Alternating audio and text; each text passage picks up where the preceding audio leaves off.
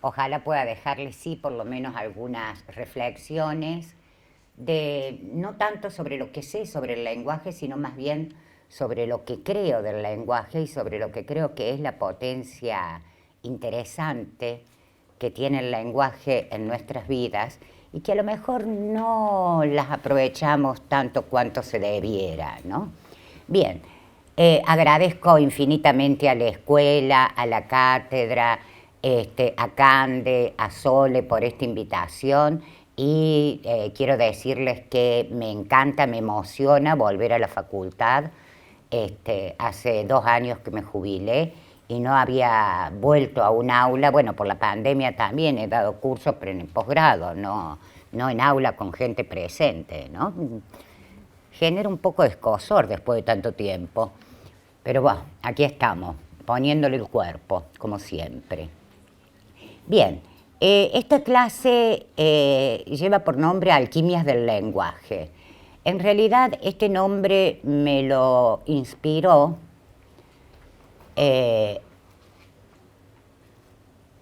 Rimbaud, Una temporada en el infierno, un poema fantástico, que si no han leído lo leen esta noche sin falta, está en internet.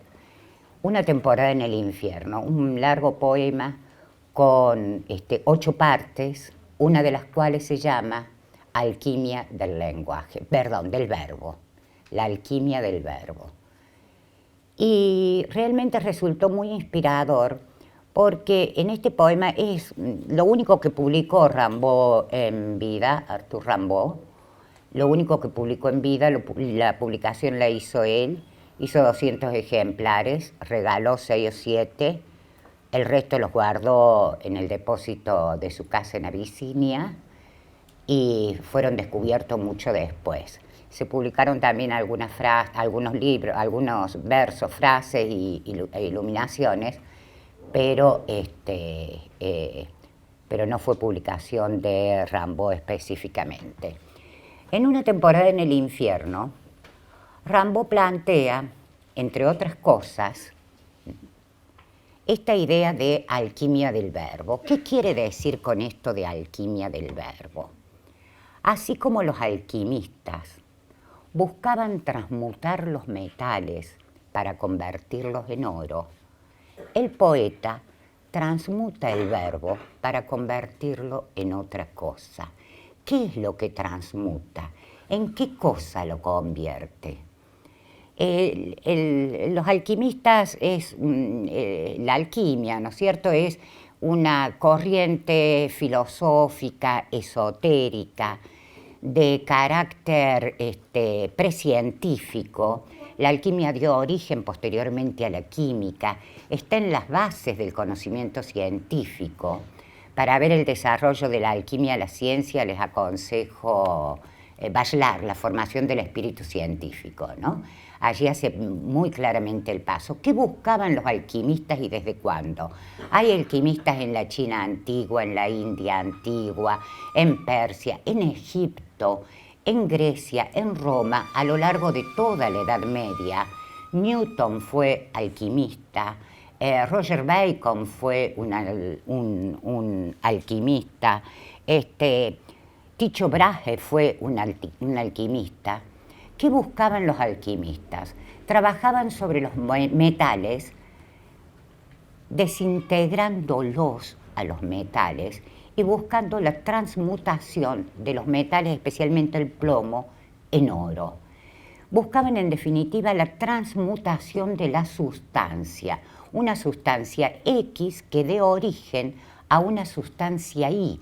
Esa sustancia X es imperfecta y la Y es perfecta. Carece de brillo y el oro tiene brillo.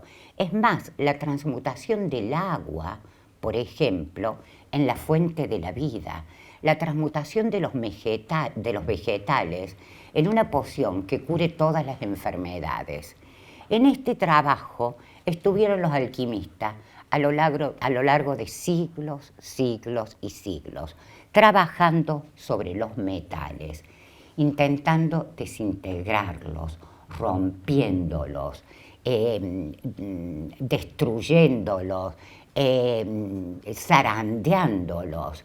Es el trabajo sobre una sustancia para dar lugar a otra sustancia, una sustancia más noble, una sustancia con brillo. Es más, hasta buscaban la piedra filosofal, que podían construirla o que podían encontrarla ellos mismos, y esta piedra filosofal iba a ser la base de todo conocimiento. Bien, la alquimia del verbo es algo así como un arte poética de Rimbaud, que intenta modificar, romper, mezclar, desintegrar la palabra para convertirla en otra cosa. ¿Convertirla en qué? No sabemos, no queda muy claro. El mismo poema de Rimbaud al que me estoy refiriendo es muy oscuro y ha recibido muchísimas interpretaciones y no quiero arriesgar ninguna. Sin embargo, este cambio de la sustancia del verbo, dice el propio Rimbaud, haría que el verbo poético sea accesible a todos los sentidos, ya no solo al oído, también al gusto, al olfato, al tacto. Ese verbo que es accesible a todos los sentidos, ese verbo del cual me reservo la traducción, ese verbo solo puede ser hallado por un vidente, por un visionario. Y para que este visionario logre lo que quiere lograr, se requiere fundamentalmente el desarreglo de los sentidos. De allí la caída al infierno, o no la caída, la visita al infierno, una temporada en el infierno. De allí la droga, el alcohol, la sexualidad desenfrenada, ¿no? El paso a los infiernos como Orfeo para encontrar a partir de allí ese objeto de deseo. ¿Cuál es ese objeto de deseo? ¿Qué es lo que se busca con esta transmutación del verbo? Insisto, no queda claro, pero podríamos decir que es anotar o decir lo inexpresable y lo inexpresado, lo que nunca antes había sido dicho, conocer lo desconocido, intervenir en lo real. Hasta acá Rimbaud, lo vamos a retomar posteriormente. Con esto lo único que quiero decir entonces es que esta noción de alquimias del lenguaje nos permite ingresar en el problema de qué se muta a través del lenguaje, qué pasa cuando hablamos, qué cambios ocurren, si ocurren, en el mundo exterior, lo cual significa negarle al lenguaje la capacidad fundamental o primaria de la comunicación, lo cual significa corrernos de la idea de la lengua como comunicación y buscar otras cosas, la lengua como mutación, como transustancialización.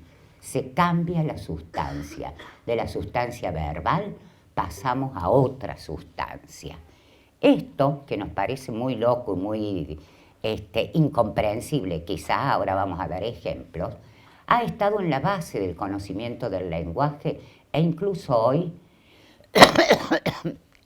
el semáforo estaba por decir como esto, el micrófono, ha estado en la base del conocimiento del lenguaje desde que el mundo es mundo. Y esta idea del lenguaje como algo separado de lo real y como algo separado de nosotros mismos es bastante occidental, aunque no cristiano, ya vamos a ver. Es bastante occidental y bastante moderno. Las comunidades ágrafas, las comunidades etnográficas, las comunidades mal llamadas comunidades salvajes han insistido siempre en la idea de que el lenguaje no es tan fácilmente separado del mundo, en que entre el lenguaje y la palabra no hay un hiato, no son las palabras y las cosas, sino que esta unión primigenia está presente incluso en el hablar cotidiano. Veamos, bueno, el momento más clave, más claro, más incontestable de la unión de la palabra y la cosa está en la Biblia. Y Dios dijo, hágase la luz, y la luz se hizo. Esto es, el mundo se crea por la palabra. Y esto es muy importante, porque los lingüistas del siglo XXI creemos que el mundo se crea por la palabra. En esto quiero terminar. Y entonces estaríamos en la línea, muy claramente en la línea que planteaba Rimbaud. No hay mundo sin palabra. Dios dijo, hágase la luz, y la luz se hizo. Es también muy común esta idea de que la palabra divina crea el mundo. Es muy común en otras cosmogonías, la egipcia, por ejemplo, en donde el dios Ta crea el mundo a través de la palabra. La palabra creadora, la palabra que se confunde con lo real o que da origen a lo real, es el principio básico de la fórmula mágica, de la rogativa, de las maldiciones. Para curar una verruga hacemos una determinada fórmula mágica y logramos que la verruga se vaya. Para dirigirnos a Dios empleamos determinadas palabras y logramos solo así que Dios nos escuche. La fórmula mágica está dicha en la palabra divina y por tanto tiene el poder que tiene la divinidad. De allí que la fórmula mágica no puede ser cambiada, no puede ser dicha de otra manera, tiene que ser dicha tal como la divinidad la enunció. De manera tal que para curar, para atraer los animales para la pesca, por ejemplo los peces, tenemos determinadas rogativas que atraen a los peces, para atraer los animales de la casa, otras rogativas. No quiero dar nombres de comunidades que no identifican. Todos estos ejemplos los tomo de los libros de antropología, especialmente Boas y especialmente Leach. Dobrizhofer, por ejemplo, que estuvo entre los avipones del Chaco argentino, insiste mucho en estos ejemplos sobre la palabra creadora. Y estas ideas respecto de la fórmula mágica, la fórmula divina, la fórmula que no puede ser cambiada, fíjense ustedes, no en vano los orígenes de la lingüística científica que dieron vuelta a la lingüística, que están en la base de todo el estructuralismo y que dieron vuelta a la lingüística en el siglo XIX y de ser una lingüística especulativa se convirtió en una lingüística científica. Los orígenes de la lingüística científica están en las gramáticas indias del siglo V a.C., un gran gramático, Panini.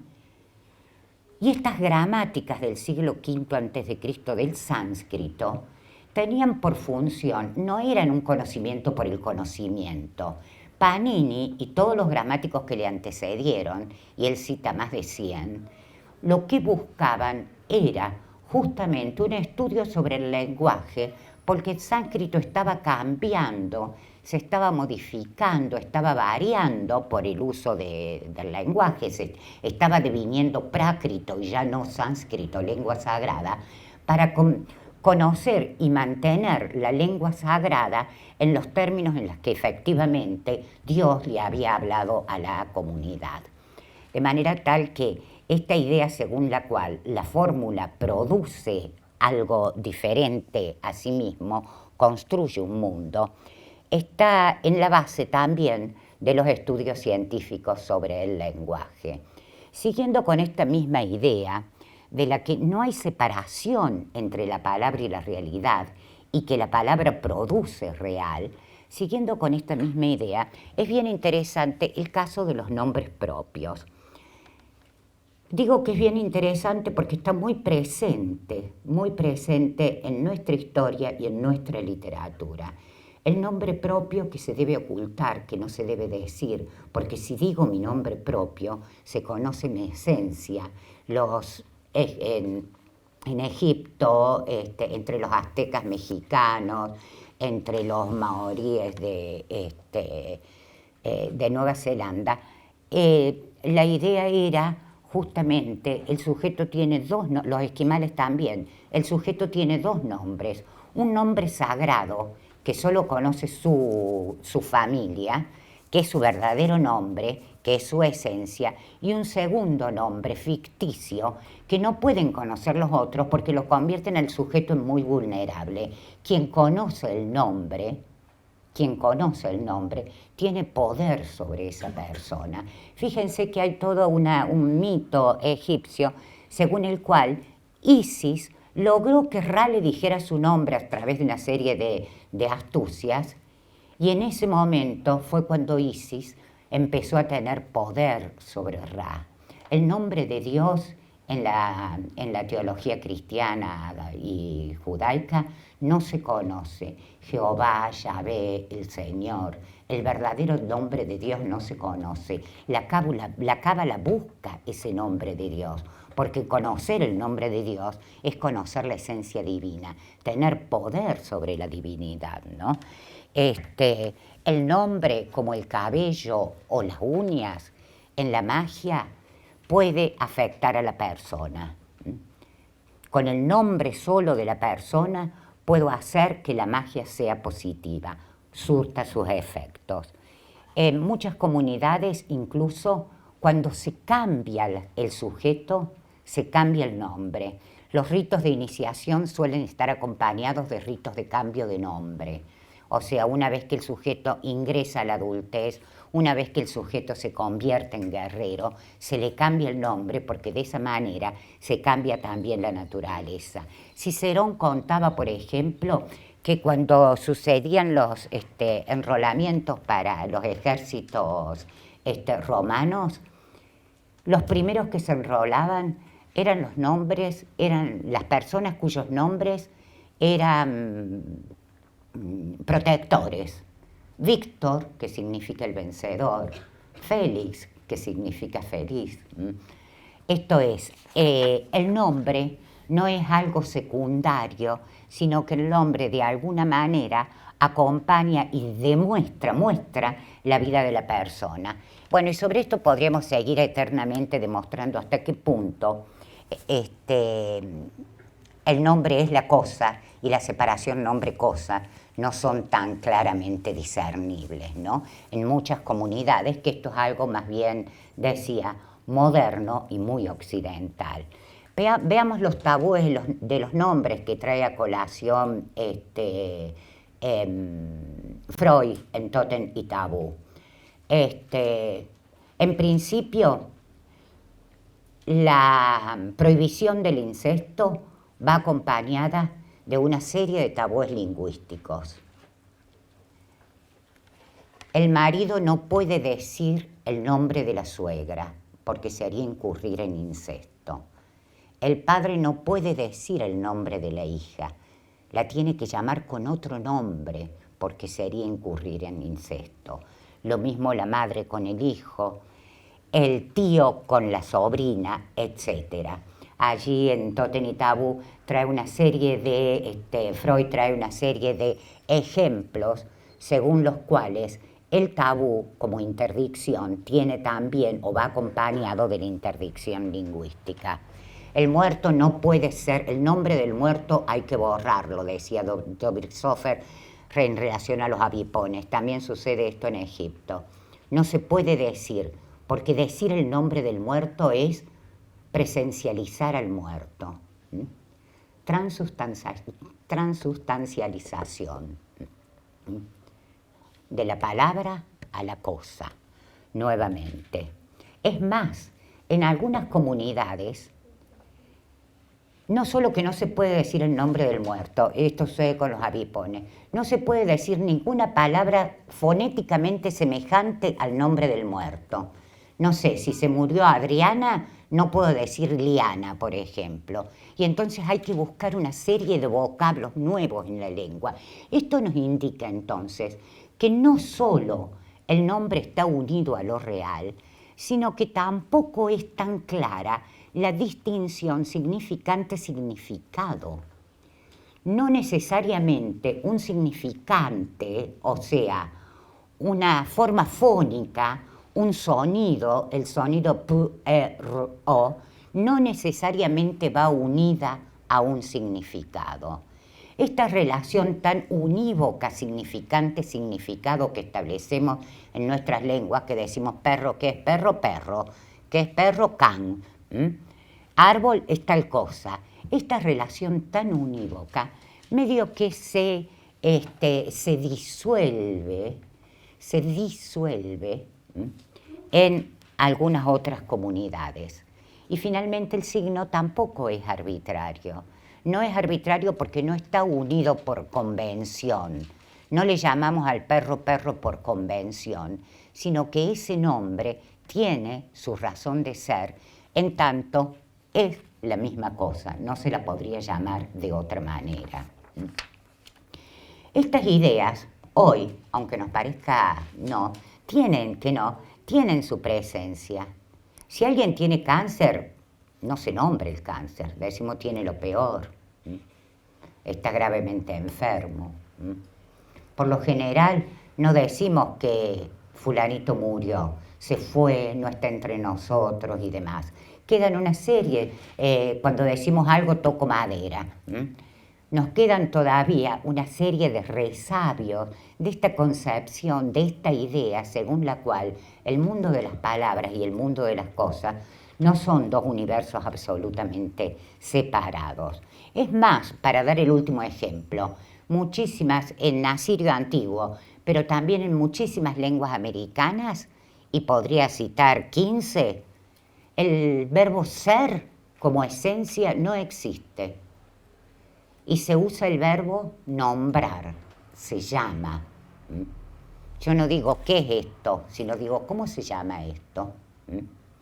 Tanto es así que en los catecismos que hacían en el siglo XVII en lenguas nativas para los indígenas, el problema era el nombre de Dios, justamente porque no tenían el nombre ser. ¿Quién es Dios? No. ¿Quién se llama Dios? ¿A quién se llama Dios? No sé si quedan claras estas ideas. Sí. ¿Sí? ¿Cómo andamos los de primerito? ¿Arrancamos? ¿Sí? Cualquier cosa interrumpan, pregunten, nos podemos extender en cualquiera de estas ideas. Bien, la palabra como acción creativa. Históricamente así fue considerada. Durante el siglo XIX, XVIII, XVII diría, desde Paul Royal en adelante, esta idea de la lengua como constructora del mundo se pone entre paréntesis, surge fuertemente la idea de la lengua ya no como constructora del mundo, sino como constructora de la razón, del razonamiento. La lengua como el objeto que permite la construcción de juicios, situación que lógicamente tiene sus antecedentes muchísimo más atrás, pero digo como la función primordial del lenguaje, la construcción del pensamiento, la generación del pensamiento, la expresión del pensamiento. Idea que se mantiene hasta Saussure. Saussure dice, la lengua es un sistema de signos que expresan ideas, la noción de comunicación no está apareciendo todavía, la noción de la lengua como sistema o como instrumento de comunicación es nuevísima, surge con el estructuralismo, antes no hay comunicación sino expresión de ideas. En la década del 60, recién en la década del 60 del siglo XX, se retoma esta idea de la lengua como constructora del mundo, de la lengua como acción, pero ya no en virtud de una suerte de magia asociada a las palabras, sino fundamentalmente desde una filosofía del lenguaje que reconoce que, contrariamente a lo que se había planteado a lo largo de todo el estructuralismo, la lengua no necesariamente remite a un real, los enunciados lingüísticos no necesariamente son denotativos, son asertivos, son representativos, tipo el gato está sobre el felpudo, es un enunciado lingüístico aseverativo, asertivo, representativo, representa un estado de cosas. Se reconoce entonces que no necesariamente la lengua representa estado de cosas, como había pensado la lingüística desde el racionalismo en adelante, sino que también la lengua permite hacer cosas. Austin, toda la pragmática y locutoria, plantea esta idea. El librito clásico de Austin, libro póstumo del 62, se llama Cómo hacer cosas con palabras. Volvemos a la posibilidad de que las palabras hagan cosas, cambien el estado de mundo antes de su enunciación. Construyan algo nuevo, decía Austin. ¿Y cómo se construye algo nuevo? Es muy fácil, mediante un enunciado en primera persona que no remita al mundo, sino que remita a sí mismo, que sea reflexivo. Si yo digo, juro que mañana voy a tu casa, estoy haciendo algo, estoy haciendo un juramento. Ese enunciado no habla del mundo, no representa nada del mundo, sino que hace algo diferente, cambia el estado de cosas. Fíjense ustedes si el lenguaje no puede cambiar el estado de cosas.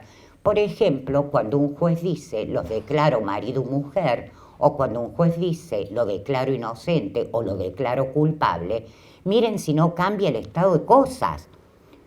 Convierte al sujeto en un reo, en un preso. Lo manda a la silla eléctrica, en el caso de que estuviéramos en otro país.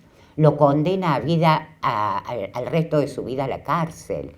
Con el lenguaje se pueden hacer cosas, pero no cualquiera puede hacer cosas con el lenguaje. Se requieren las circunstancias apropiadas y el locutor apropiado. Yo no puedo bautizar a un niño en mi casa si no soy un cura y si no cumplo con determinadas condiciones. ¿Estamos de acuerdo? Hasta ahí entonces abrimos un poquito la perspectiva. Sin embargo, me parece que esta perspectiva realmente se abre y realmente muestra un horizonte mucho más amplio de las posibilidades de cambio de mundo a través del lenguaje en la teoría de Butler. No sé si conocen a Judith Butler, es una feminista,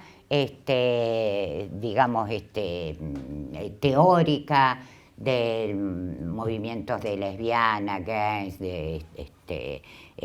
etcétera, quien parte de esta idea de Austin y puede llevarla un poquito más allá y hacer una propuesta que me pareció interesante traerla en este momento porque es empíricamente contrastable.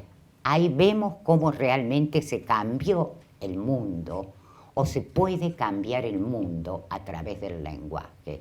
Se pueden cambiar las relaciones sociales y se puede aspirar a una democracia radical que subvierta las relaciones de poder a través del lenguaje. Es de alguna manera esto lo que está proponiendo Butler, y digo que es empíricamente contrastable porque podemos ver que efectivamente este planteo ha tenido sus resultados, está teniendo y ha tenido sus resultados. El planteo de Butler básicamente es, me salté Bourdieu, pero no importa porque... Sí, no importa porque tengo miedo de no poder cerrar. El planteo de Butler se orienta especialmente hacia la performatividad del discurso del odio.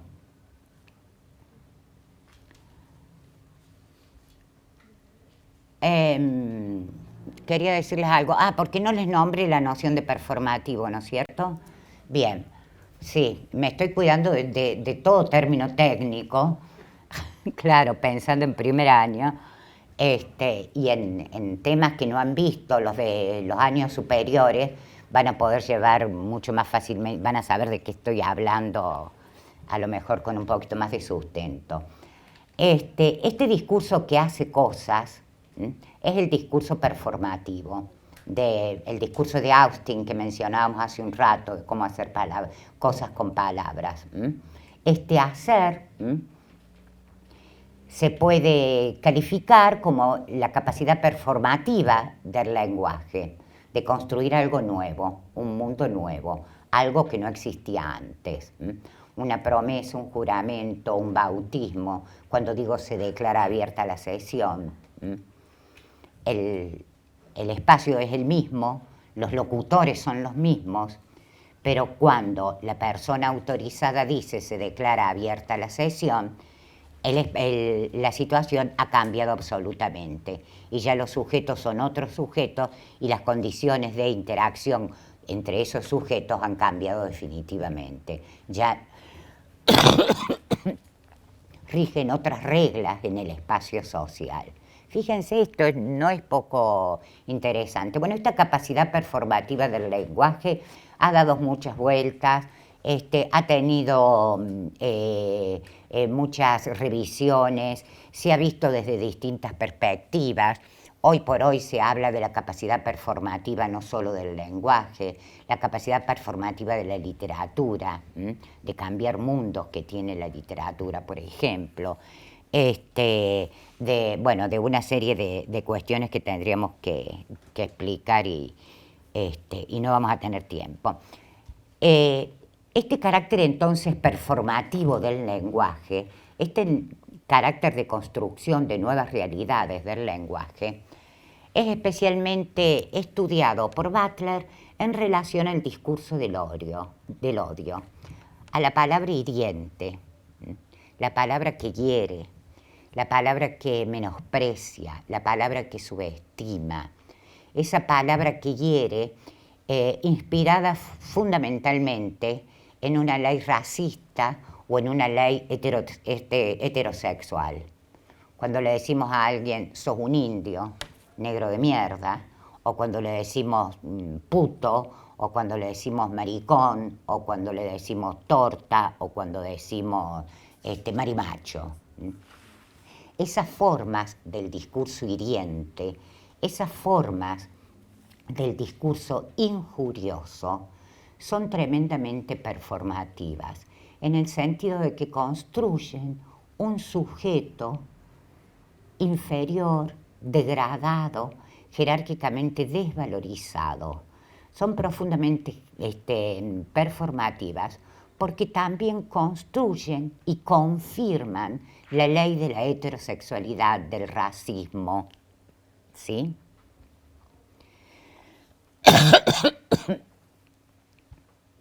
Son discursos que se repiten porque todo discurso performativo, para que efectivamente cumpla con sus efectos, tenga efectos constructores de nuevas realidades, necesita de la iteración, de la repetición. Son discursos que se repiten y en esta repetición se construye este sujeto herido. Es más, el sexo, o mejor, la identidad de género, la identidad sexual es también construida por un discurso performativo que se repite continuamente, indicando qué le corresponde a cada uno de los sexos. ¿Estamos de acuerdo? ¿Se entiende lo que digo? Interrumpan, pregunten, ¿sí? Desde las nenas no lloran hasta las nenas van vestiditas de rosa en adelante. Entonces, tenemos que la diferencia de género es una construcción performativa del lenguaje, que no está necesariamente atada a una diferencia natural, a una variedad de sexo, sino que está atada fundamentalmente a una ley que impone una performatividad en los discursos. ¿Hasta ahí estamos? Bien. Estos discursos, maricón, torta o lo que sea, no son constatativos, no hablan del mundo, son fundamentalmente discursos eminentemente performativos que construyen un mundo en donde la heterosexualidad es lo que aparece como legitimado y legitimante para el sujeto. Y si uno no está dentro de esos cánones, es necesariamente corrido de ese espacio. Ahora bien, sin embargo, el hecho de que, de alguna manera, se invoque este discurso hiriente y se construya un sujeto denigrado a través de este discurso hiriente, tiene, sin embargo, su lado positivo, porque se está llamando a un sujeto. Y desde el momento en que se llama a un sujeto, se le permite a ese sujeto también responder.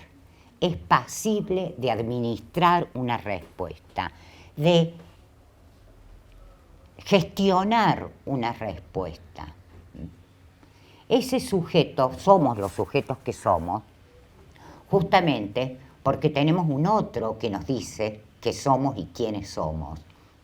Nuestra propia subjetividad está construida a partir de la palabra de ese otro. Y esta palabra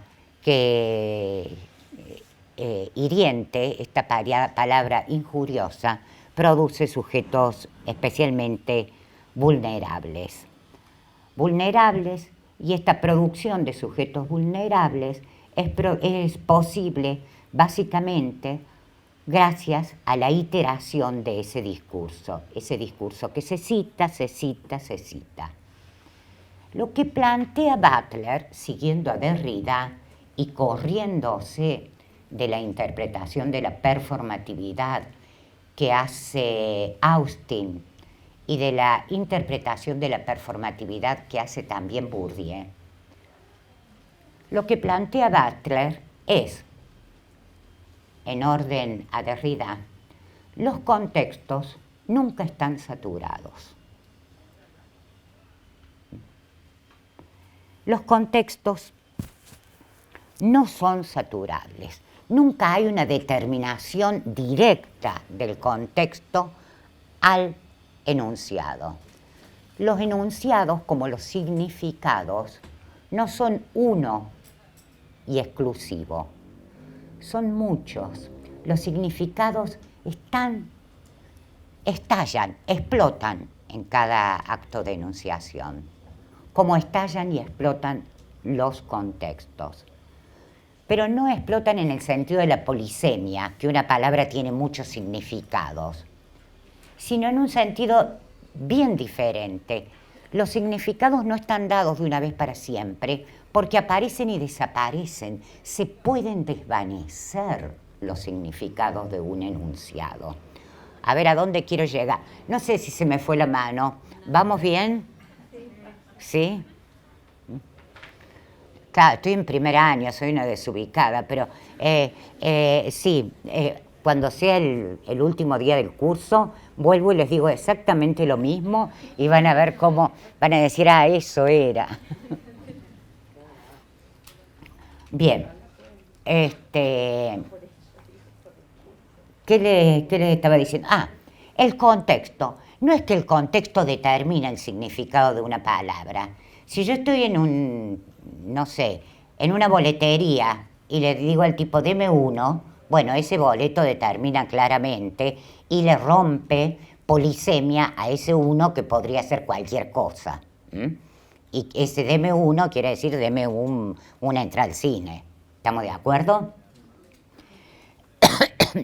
Ahí hay una determinación estricta del contexto.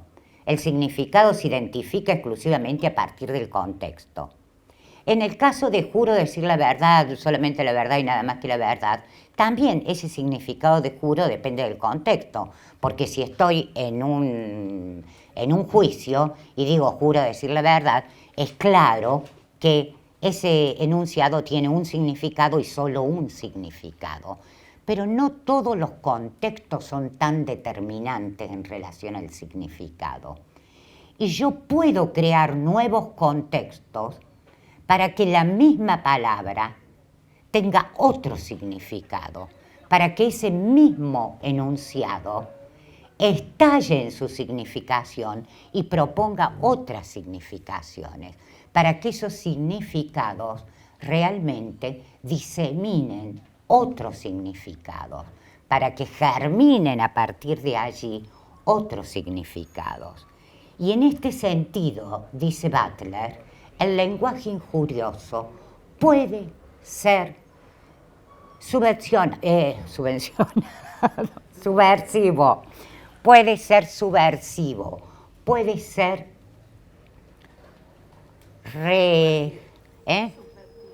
subvertido, ¿era esa la palabra? Era esa.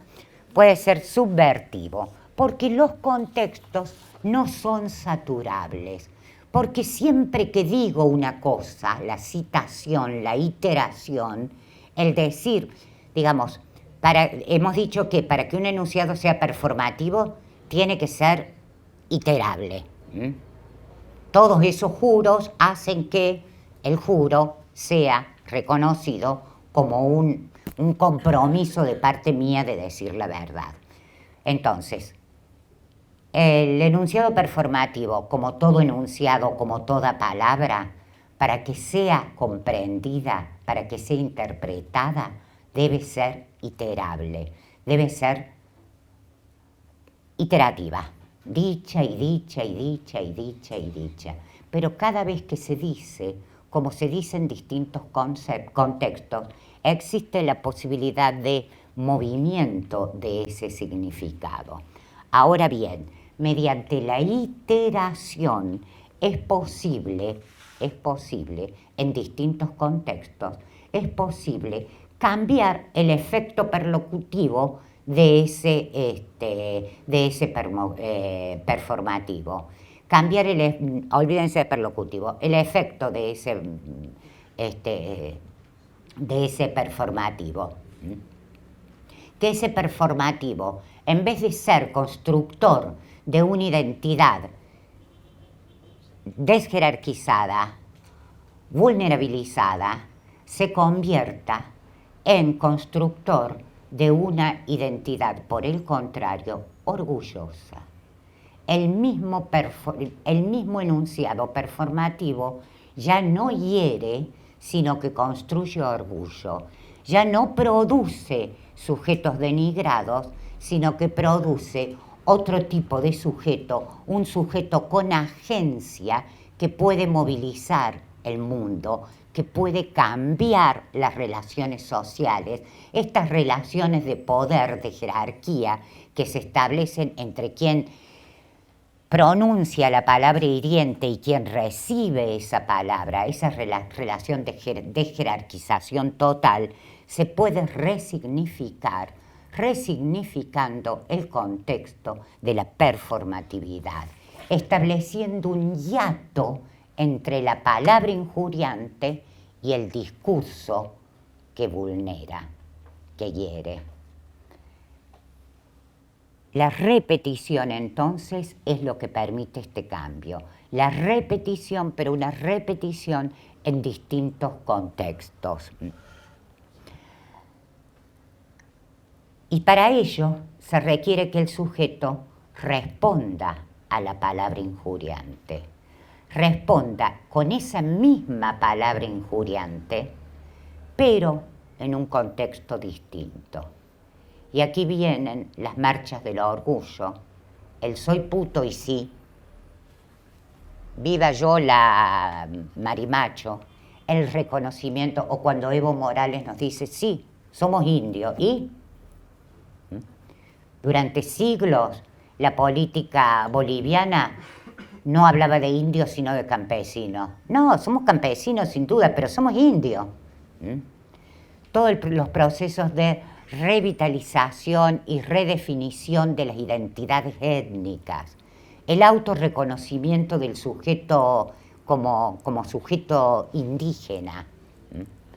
Todo esto entonces apoya esta idea de que el habla injuriosa, esa habla tan matizada, tan denigrante, tan destructiva, que afecta tan fuertemente a la subjetividad, puede efectivamente ser revertida mediante su resignificación, su iteración en distintos contextos, lo cual es posible porque los significados no son clausurados. Y de esta manera vemos cómo mediante la palabra, mediante el verbo, mediante la alquimia del verbo, se produce una transmutación de las relaciones de poder y se puede llegar a imaginar con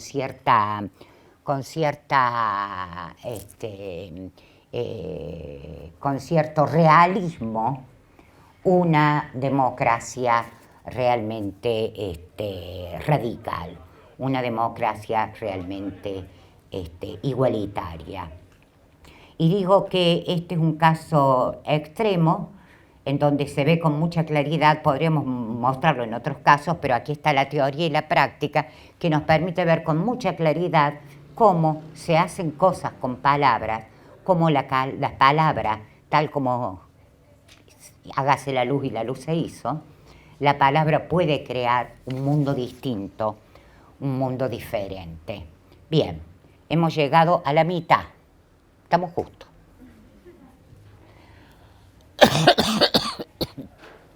Nos queda toda la idea del lenguaje como representación. Hemos visto el lenguaje como acción.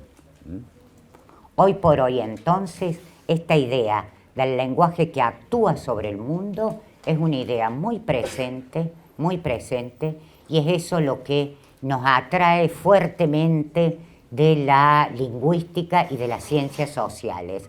El saber que haciendo ciencias sociales podemos producir transformaciones en el mundo.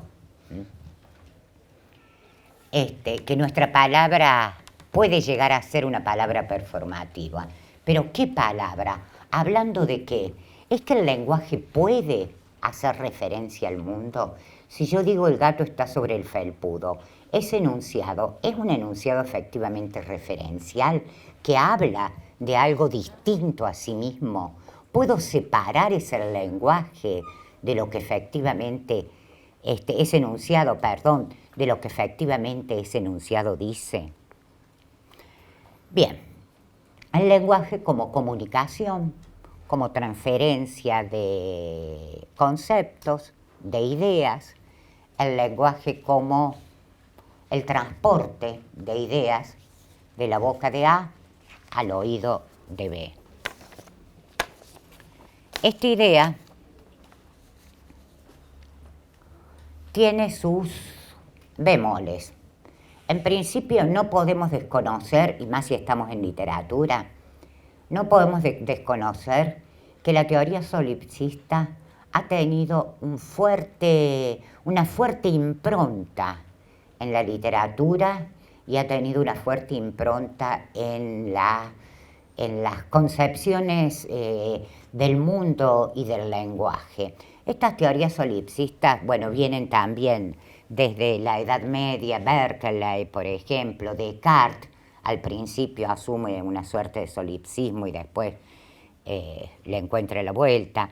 Giovanni Gentili, por ejemplo, son quienes han más bien teorizado sobre este principio, pero aparece muy frecuentemente en la literatura, en la ficción. Es la idea según la cual el mundo exterior me es absolutamente incognoscible. No hay forma de acceder al mundo exterior.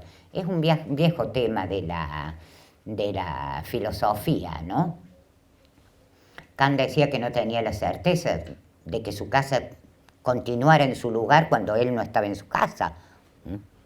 Esto es, ¿hasta qué punto el mundo no es construcción de mi imaginación? ¿Hasta qué punto el mundo no es sino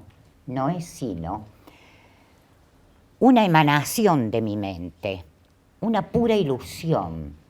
¿Puedo aprehender el mundo exterior? ¿El yo tiene acceso a ese mundo exterior? ¿Cómo puedo aprenderlo si lo único que tengo es mi mente?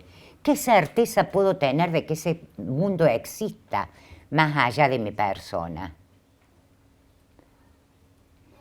¿Cómo sé yo que mi mundo, mi vida, mis sueños, mis alegrías, mis temores, no son sino el sueño de un soñador, que a su vez es el sueño de otro soñador? ¿A qué le suena?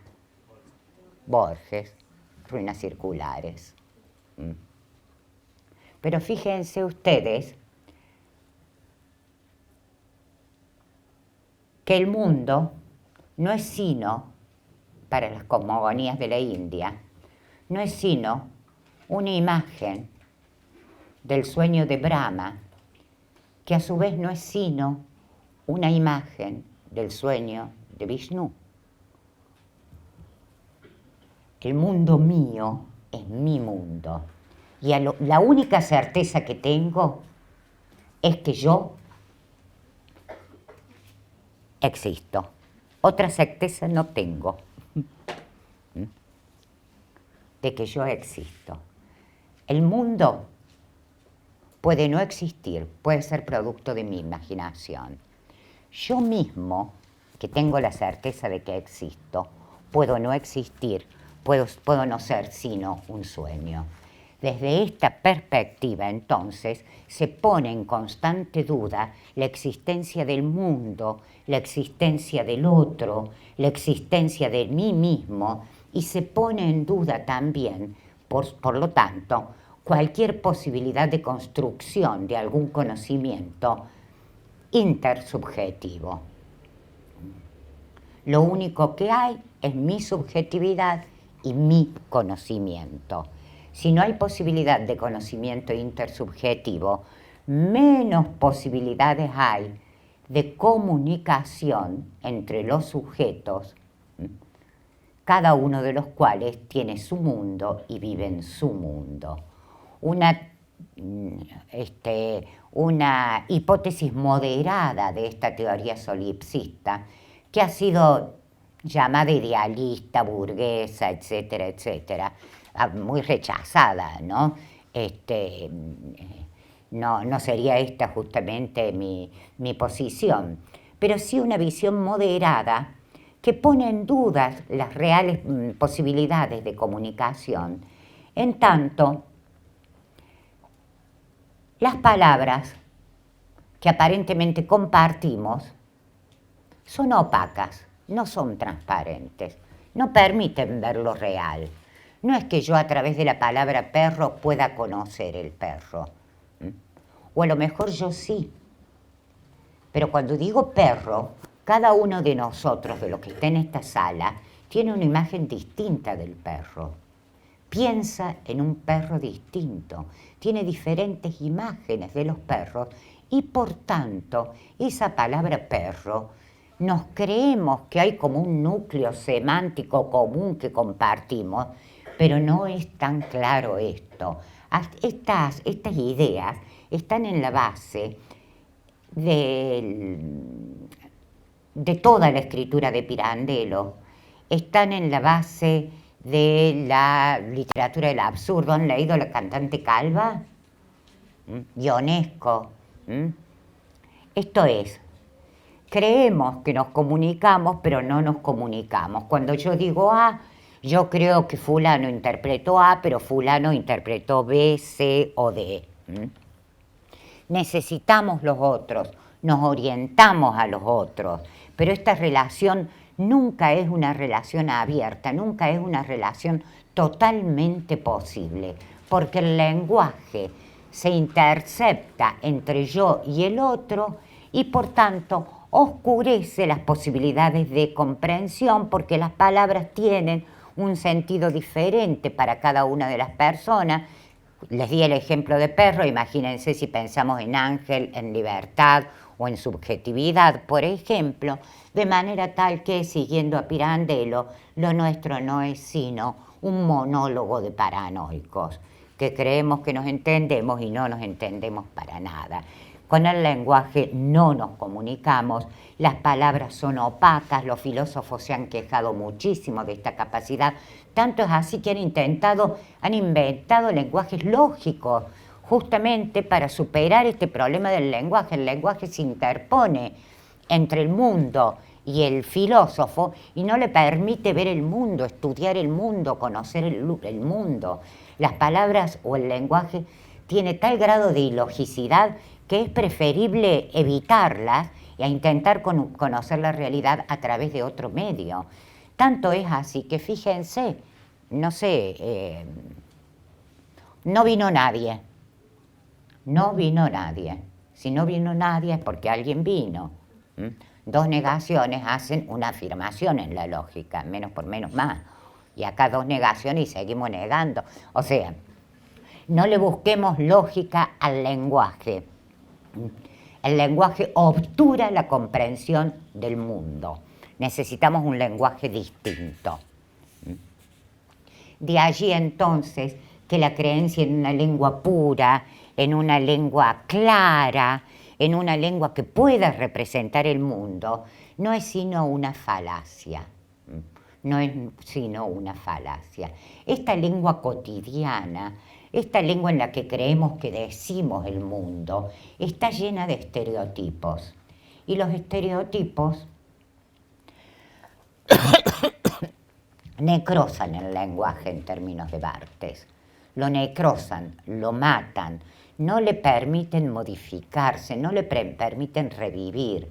Creemos que nos estamos comunicando porque estamos usando palabras, pero palabras necrosadas que ya no dicen nada. Es el lenguaje el que nos habla o el que habla de nosotros y no somos nosotros los que podemos comunicar nada nuevo a través del lenguaje.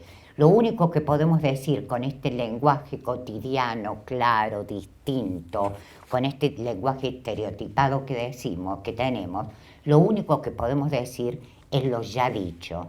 Vuelvo, recuerden la alquimia del verbo de Rimbaud para poder interpretar mejor esto. Esto es, el lenguaje no es transparente, no es neutro, no es sin significación o sin significado mejor. Creemos que cuando hablamos del mundo nos olvidamos de que hablamos y nos creemos que presentamos el mundo. Es como si hubiera, dice Barthes, solo significante y realidad, sin significado, como si las palabras fueran solo sonidos y tenemos un real al que remiten. Obviamos el significado, nos olvidamos de la existencia del significado, ¿no? Desde esta perspectiva, es imposible pensar en un lenguaje denotativo. Todo lenguaje es connotativo, porque toda palabra es metafórica, ya lo había dicho Nietzsche. Para decirlo en términos muy burdos, toda palabra es metafórica. La palabra perro, la palabra árbol de Saussure, ¿qué incluye dentro de sí? Todos los árboles posibles. Unifica un conjunto de semejanzas. Y la semejanza es lo que define la metáfora. ¿Sí o no? Digan no y volvemos. No tenemos que terminar. Bueno. La metáfora es básicamente semejanza. Si tengo que usar una palabra clave, es porque encuentro cierta semejanza entre dos objetos, cuanto más alejados, decía Aristóteles, mayor es el genio del poeta. Encuentro entre dos cosas alguna semejanza. Y entonces menciono la cosa A, fuente, mediante la palabra de B, meta. Ejemplo clásico de la Beatriz, las perlas de tu boca. Las perlas son los dientes. Los dientes A, encuentro semejanza con perlas B y digo las perlas de tu boca. Esto es, La semejanza es lo que configura la metáfora. Podríamos hablar horas. Bueno, si tenemos tiempo, la idea era cerrar con metáforas, pero no creo que tengamos tiempo.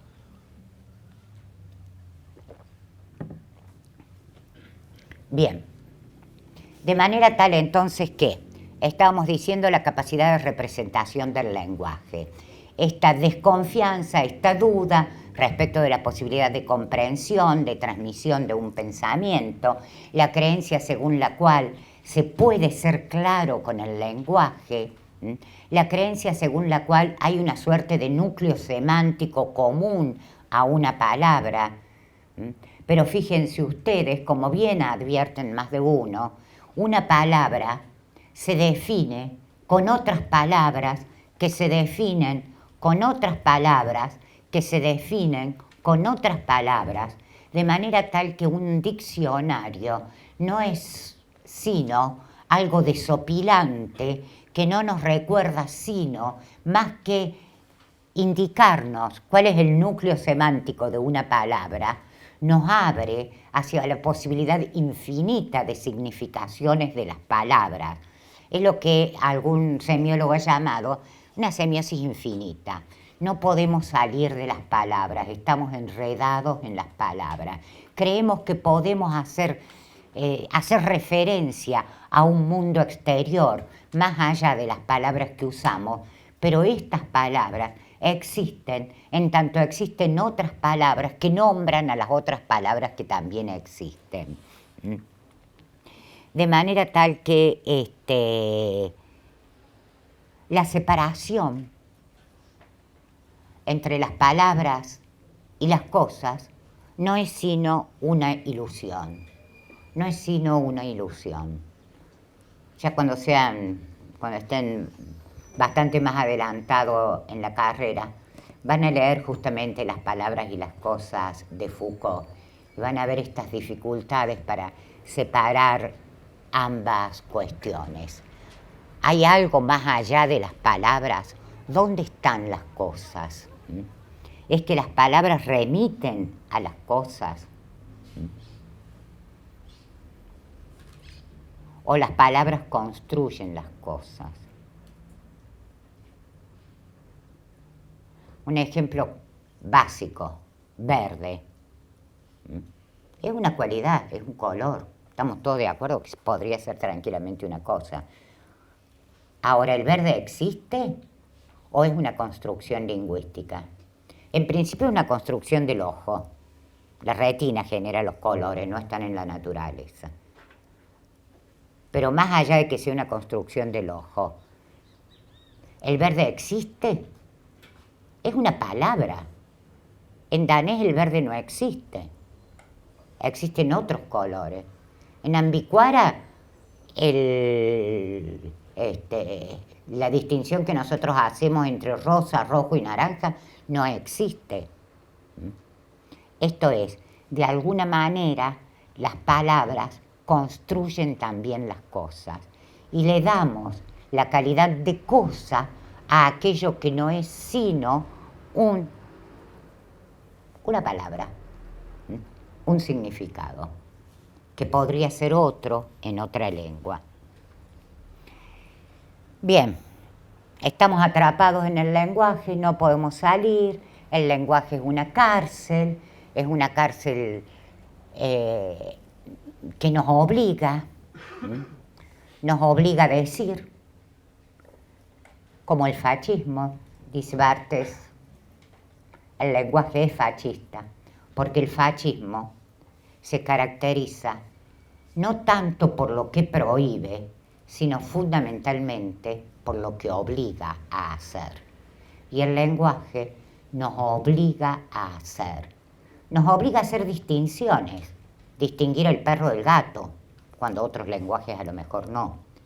Pero también nos obliga a hacer en el sentido de que cuando yo establezco una relación con alguien, si hablo español, inmediatamente tengo que decidir cómo lo voy a tratar, de che o de usted, de manera distanciada o de manera compinchista, de acercamiento. El lenguaje me obliga. Yo no puedo suspender, denunciar, adelantar el tipo de relación que quiero establecer con el otro, para ver si me da para tratarlo de che o de usted. No lo puedo suspender. En el momento en que me encuentro con el otro, estoy obligada a decirle de che o de usted. El lenguaje obliga a establecer ciertas clasificaciones, obliga a establecer determinadas relaciones. Ahora bien, esta cárcel, este lenguaje que nos obliga, no tiene puertas, no se puede salir, es sin ventanas, sin puertas, es una mónada. Hay una única engañifa o dos que se le pueden hacer.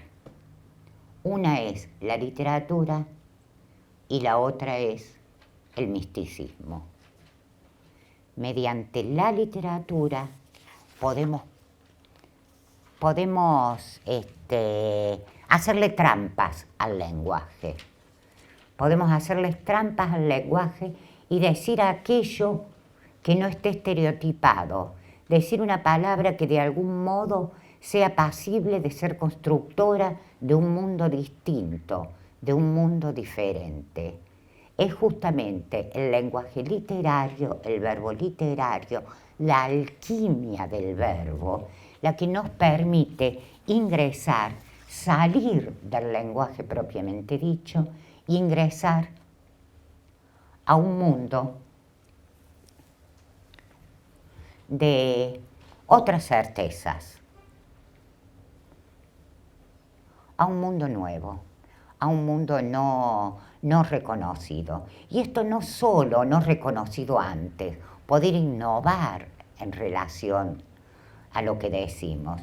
Y esto es válido no solo para el lenguaje literario, también para la crítica literaria y también para el discurso científico, al menos en ciencias sociales. Cada vez más las ciencias sociales admiten justamente hasta qué punto el lenguaje cotidiano, el lenguaje de las ciencias, el lenguaje claro, el lenguaje que no tiene ambigüedades, hasta qué punto ese lenguaje es un lenguaje que no permite el reconocimiento de otras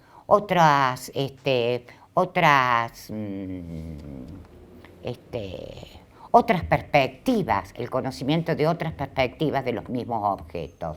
De allí entonces este trabajo que hoy por hoy hacen la mayor parte de las ciencias sociales con el lenguaje, buscando no necesariamente una claridad que es esclerosa y que dice siempre lo mismo, sino forzando al lenguaje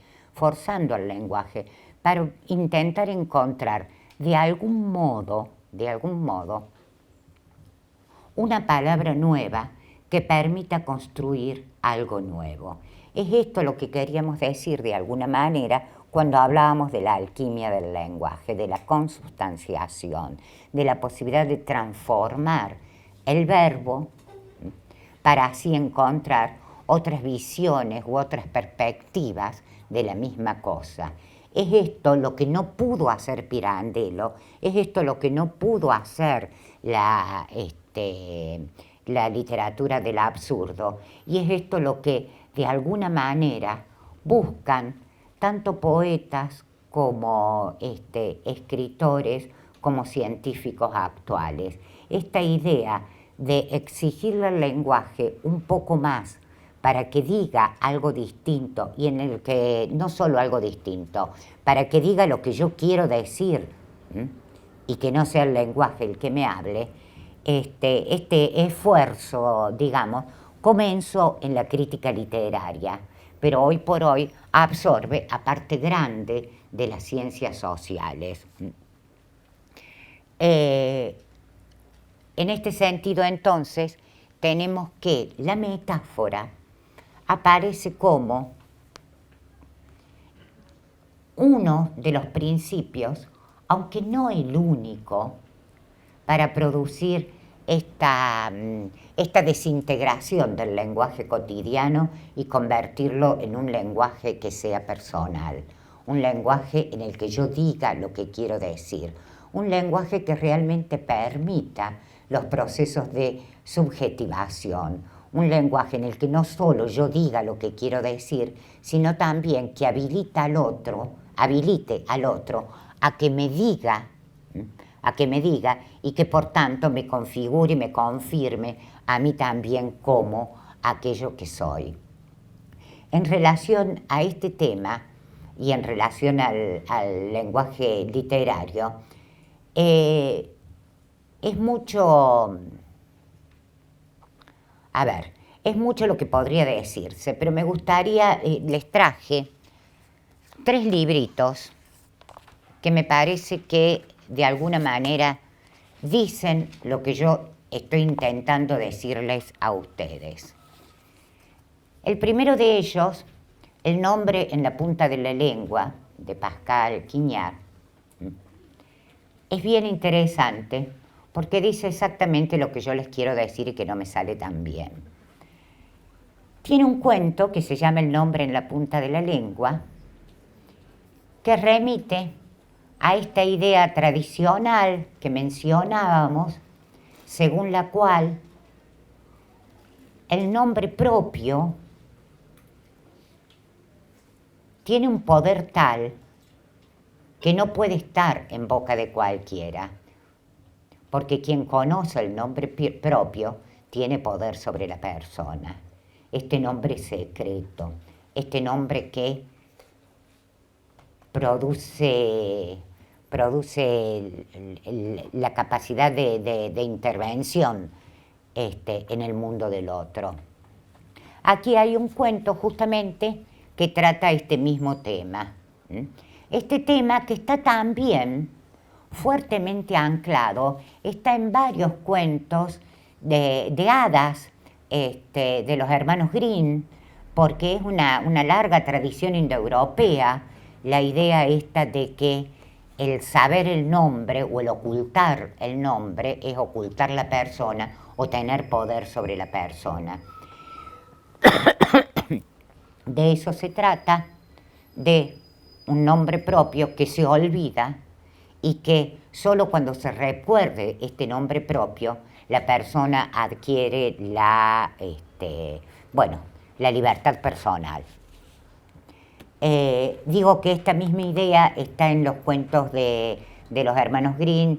No sé si recuerdan en algún caso uno de estos cuentos en donde la princesa que está en una torre obligada a encontrar una aguja en un pajar por un rey maldito, se le aparece un duende y el duende le dice: mira, yo te soluciono todo, pero vos te tenés que acordar de mi nombre. Bueno, perfecto, decime tu nombre. Le soluciona todo y después cuando sale de la torre, porque encontró efectivamente la aguja, porque el duende le ayudó a encontrarla, tiene que decir el nombre, ella se olvida del nombre y entonces vuelve a estar encerrada en otra torre, pero ahora a disposición del duende y no del rey maldito que primeramente la había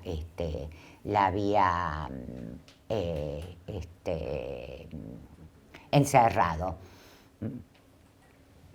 Con esto lo que quiero decir entonces es que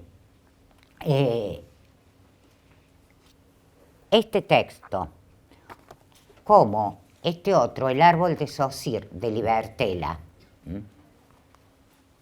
en donde el árbol de Saussure termina siendo el árbol de los solipsistas, ese árbol que cada uno interpreta como buenamente quiere.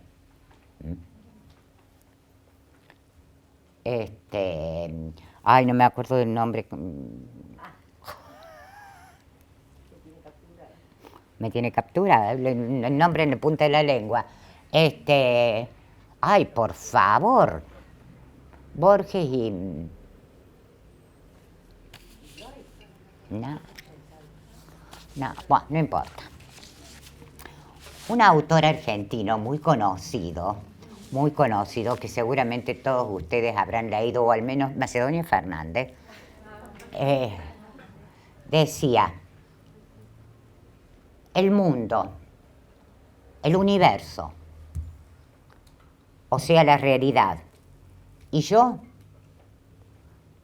nacimos un 1 de junio de 1874. Y da la casualidad de que nacimos en el mismo lugar los dos. ¿Qué es esto? ¿Qué es este absurdo?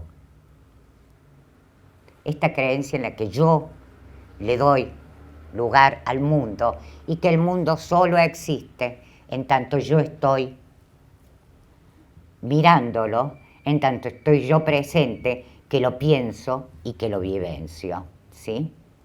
Bien, aquí tenemos otras alquimias del lenguaje.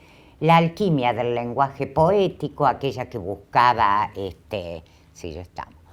La alquimia del lenguaje poético, aquella que buscaba Rimbaud, esta transmutación de la sustancia, de modo tal que esa sustancia sea accesible a todos los sentidos, que ya no solo sea verbo poético, sino que ese verbo poético tenga hasta perfume. Esa transustanciación, esa alquimia, es lo que se puede hacer con el lenguaje, sea con el lenguaje como acción que podemos transmutar de palabra a acciones políticas concretamente, sea como transmutación de la palabra en otra palabra que nos permita ver algunos otros bordes, algunos otros momentos de lo real. Es esto lo que permite el lenguaje poético, es esto lo que permite el lenguaje cotidiano, a condición de que ese lenguaje poético y ese lenguaje cotidiano no sean estereotipias, esto es, no estén necrosados, sino que continuamente le exijamos, trabajemos sobre ellos y armemos algo sobre ellos. Bien, hasta aquí mi presentación.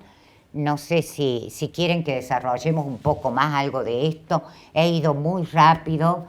Temo haber ofendido la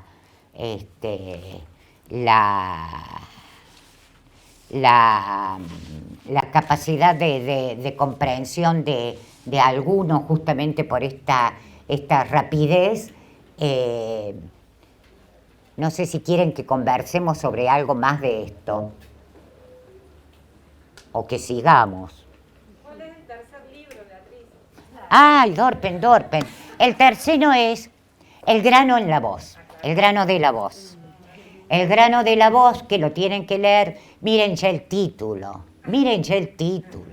O sea, otro título, Susurros del lenguaje. Busquemos, como estudiantes de letras, hagamos un esfuercito. Hagamos un esfuercito, le busquemos, es muy difícil en la oralidad, pero al menos en la escritura, busquemos de alguna manera aquella parte del real que no ha sido dicha y que se ilumina cuando le ponemos la palabra justa, que no necesariamente es la palabra del diccionario. Les había traído algunas cuestiones para leerles, pero léanlos ustedes, los noto cansados, no sé hasta qué punto ha habido recepción, no puedo evaluarlo, me asusta un poco, pero la idea es la siguiente. A ver, la tesis, dicha en el más burdo lenguaje esclerotizado. Ojito. Somos todos nosotros artesanos del lenguaje. Y con ese lenguaje podemos revertir relaciones sociales, podemos construir mundos, podemos decir algo, lo innombrable de Rimbaud. Todo depende de hasta qué punto no nos creemos que el lenguaje es un instrumento. El lenguaje no es nunca un instrumento, no es algo que esté separado de mí, no es algo que yo pueda usar y dejar, no es algo que se pueda suspender. El lenguaje soy yo, somos palabras, somos sujetos vacíos, decía Barthes, somos sujetos vacíos, no tenemos nada. Nos llenamos en cada acto de enunciación. En cada acto de enunciación mío, pero también del otro que me llena a mí. De allí el poder performativo tan tremendo de la palabra hiriente. El nivel de subjetivación que produce esa palabra hiriente, la palabra injuriosa. De allí entonces que, en cuanto artesanos del lenguaje, si pensamos un poquito en el lenguaje, si le pedimos un poquito más al lenguaje, si hacemos un esfuerzo con el lenguaje, posiblemente podamos decirlo, lo no dicho, decirlo innombrable, como decía Rimbaud, o posiblemente podamos cambiar algunas relaciones de poder, o posiblemente podamos producir subjetivaciones en donde no las haya, o posiblemente podamos dar lugar a una nueva realidad, a un real nuevo, no previsto, no imaginado, del cual ni siquiera nosotros estamos presentes. El lenguaje, en síntesis, no es un instrumento de comunicación, sino que, muy por el contrario, el lenguaje es nosotros, y si algo nos da el lenguaje es una agencia increíble, una posibilidad de hacer increíble que deberíamos aprovechar en tanto estamos en este espacio, ¿no? Y lo conocemos. Bien, nada más.